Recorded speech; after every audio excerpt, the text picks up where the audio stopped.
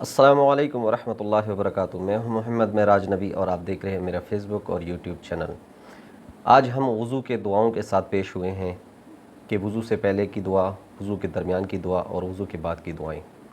اصل میں ہم نے اللہ کو راضی کرنا ہے، حضور صلی اللہ علیہ وسلم کے طریقوں پر زندگی گزارنا ہے، یہی ہماری زندگی ہے، اس کے علاوہ ہماری کوئی اور زندگی نہیں ہے۔ رسول اللہ صلی اللہ علیہ وسلم نے فرمایا، مفہوم یہ ہے کہ وضو شروع کرو تو بسم اللہ الرحمن الرحیم پڑھا کرو، اور اس کے لیے ایک دعا بھی بتائی ہے کہ یہ دعا پڑھیں، یہ وضو کی زکوٰۃ ہے۔ جب آپ وضو کے لیے بیٹھنے لگیں تو یہ دعا پڑھیں، بسم اللہ اللہم انی اسألک تمام الوضو و تمام الصلاۃ و تمام المغفرہ۔ یہ دعا ہے، یہ جب آپ بیٹھنے لگیں تو یہ دعا پڑھیں، اور جب آپ شروع کریں تو یہ دعا پڑھیں، بسم اللہ الرحمن الرحیم بسم اللہ العظیم والحمد للہ علی دین الاسلام۔ تو ہاتھ سے شروع کریں، ہاتھوں کو دھونا شروع کر دیں۔ میرے بھائیو دوستو، یہ دعائیں ہیں، اس پر عمل کریں، یہ سیکھیں، بہت آسان الفاظ ہیں، انشاءاللہ اس میں بڑی برکت ہوگی۔ اور بیچ میں دعا ہے، جب آپ چہرہ دھونے لگے تو دعا پڑھیں، اشہد ان لا الہ الا اللہ وحدہ لا شریک لہ واشہد ان محمدا عبدہ ورسولہ۔ یہ دعا چہرہ دھوتے وقت یہ دعا پڑھے، بہت مجروب دعا ہے، بہت مجروب وظیفہ ہے۔ فرماتے ہیں قیامت کے روز تمام گناہ کے جتنے رجسٹر ہوں گے وہ لے کر آئیں گے، اور وہ ترازو میں رکھیں گے تو وہ سارے جو گناہ کے ترازو ہیں وہ جھک جائے گا۔ تو اللہ رب العزت ارشاد فرمائیں گے کہ آپ کے پاس کچھ اور ہے؟ وہ عرض کرے گا، یا اللہ میرے پاس تو اور کچھ نہیں۔ یہ جو رجسٹر ہیں اس میں میرے فرشتوں نے کوئی کمی کی، کوئی زیادتی کی، تیرے ساتھ کوئی ناانصافی کی؟ وہ عرض کرے گا، یا اللہ بالکل نہیں کی، بالکل سچ ہے، حق ہے۔ اللہ رب العزت فرمائیں گے کہ ہمارے پاس ایک ایسی چیز ہے جو اس ترازو کو ہلکا کر دے گا۔ تو ایک کاغذ کا ٹکڑا نکلے گا۔ اب وہ شخص حیران ہو جائے گا، یا اللہ اتنے بڑے رجسٹر اور ایک کاغذ کا ٹکڑا۔ جب وہ کاغذ کا ٹکڑا رکھیں گے تو وہ سیدھا نیچے آ جائے گا اور بھاری ہو جائے گا، اور گناہ جو ہے وہ ہلکے ہو جائیں گے۔ تو پھر وہ اللہ سے عرض کرے گا، یا اللہ اس ٹکڑے پر کیا لکھا ہوا ہے؟ تو اللہ رب العزت ارشاد فرمائیں گے، اس پہ لکھا ہوا ہے اشہد ان لا الہ الا اللہ واشہد ان محمدا عبدہ ورسولہ۔ یہ بہت مجروب ہے، بہت برکت والا ہے۔ پھر اس کے بعد جب آپ ہاتھوں کو دھونے لگیں، انسان کو چند چیزوں کی ضرورت ہوتی ہے، عزت کی، شہرت کی اور دولت کی اور برکت کی۔ اور یہ دعا جو بھی بیچ میں یہ دعا جو بھی وضو کے بیچ میں کرے گا، اللہ رب العزت اس کو یہ چاروں چیزیں عطا کرے گا۔ وہ دعا ہے، جب آپ ہاتھوں کو دھونے لگیں، کنیوں تک دھونے لگیں، تو اس میں دعا ہے، اللہم اغفر لی ذنبی ووسع لی فی داری وبارک لی فی رزقی۔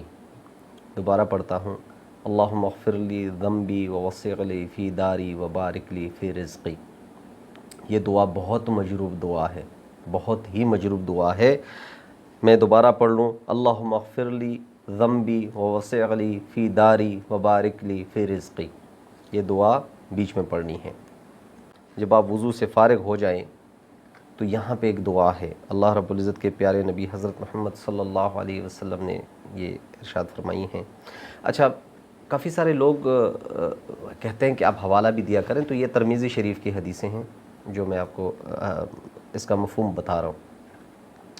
وضو کے کچھ دعائیں ہیں جو دعا وضو کے بعد ہیں، وضو کے بعد جو دعائیں ہیں وہ جب آپ وضو سے فارغ ہو جائیں تو اکثر لوگ انگلی اٹھاتے ہیں قبلہ رخ ہونے کی طرف، تو انگلی اٹھانے کی ضرورت نہیں ہے۔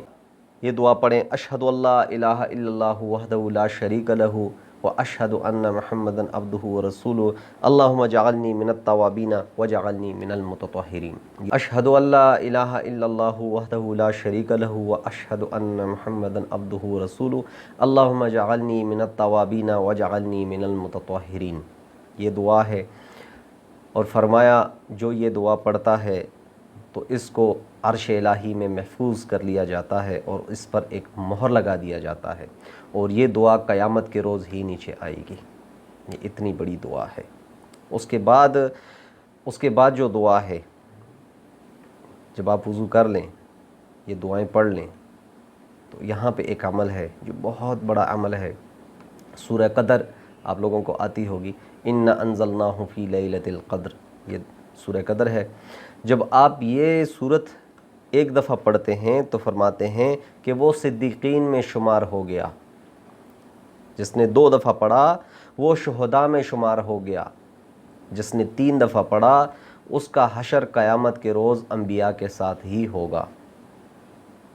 کتنی بڑی فضیلتیں، آپ خود اندازہ لگائیں کہ ہم وضو کرتے ہیں، وضو کر رہے ہوتے ہیں، بیچ میں دنیاوی باتیں کر رہے ہوتے ہیں۔ فرمایا وضو کے بیچ میں جس نے دنیاوی باتیں کیں وہ وضو مکروہ ہو گیا۔ اب وضو کرنا اور ان دعاؤں کے ساتھ کرنا تو کتنی فضیلتیں ہیں، اور فرمایا جو وضو کرتا ہے اور ان کے ساتھ یہی دعائیں کرتا ہے تو اللہ رب العزت اس کے تمام گناہ معاف کر دیتے ہیں۔ کتنی بڑی بات ہے وضو گھر میں کرنا، پھر مسجد جانا۔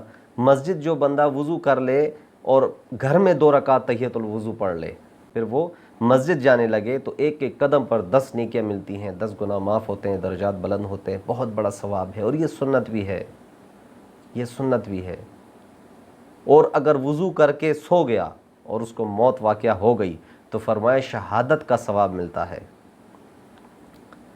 تو کتنی بڑی بات ہے۔ پھر ہر وقت وضو میں رہنا، ہر وقت جب بندہ وضو میں رہتا ہے تو اس کے رزق میں برکت پیدا ہوتی ہے، اور یہی وضو جو ہے اس کو نیک کاموں کی طرف توجہ دلاتا ہے، ذکر اذکار کی طرف توجہ دلاتا ہے، نماز کی طرف توجہ دلاتا ہے، نظر کی حفاظت کی طرف توجہ دلاتا ہے، کان کی حفاظت، زبان کی حفاظت، سوچ کی حفاظت۔ یہ 4 چیزیں ہیں جس سے انسان کے اعمال خراب ہو جاتے ہیں۔